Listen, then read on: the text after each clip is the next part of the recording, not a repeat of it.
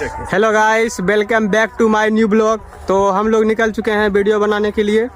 मेरा दोस्त लोग इंतजार कर रहा है, जा रहे हैं थोड़ा वहाँ पे, देखते हैं क्या माहौल रहता है। तो गाइस देखो, हम तो आ गए यहाँ पे, मेरा दोस्त लोग बैठा हुआ है यहाँ पे, देखते हैं क्या माहौल रहता है यहाँ पे नहीं रहता है। गाइस ये हुआ मेरा फ्रेंड लोग इंतजार कर रहा है, स्क्रिप्ट वगैरह लिख रहा है। वीडियो बनाने के लिए क्या होता है ना होता है, बातचीत करते हैं, उसके बाद फिर लाइक सब्सक्राइब भी करो, लाइक करो। ठीक है गाइस, मिलते हैं फिर नेक्स्ट ब्लॉग में। वीडियो शूट हो चुका है और हम लोग अब जा रहे हैं घर। और देख सकते हैं ये सब भी बुरा खा रहा है गाइस। साग उग तोड़ के जा रहा है। फाइनली साग टूट गया, चलेगा साग भात।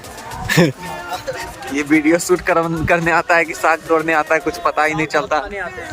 साग भात। अब बोलो रुपेश, कुछ बोल। क्या बोलेगा, हम देखो मुरे खा रहे हैं। ये लोग का अलग सीन चलते रहता है भाई, और आप देखते हैं आगे क्या होता है।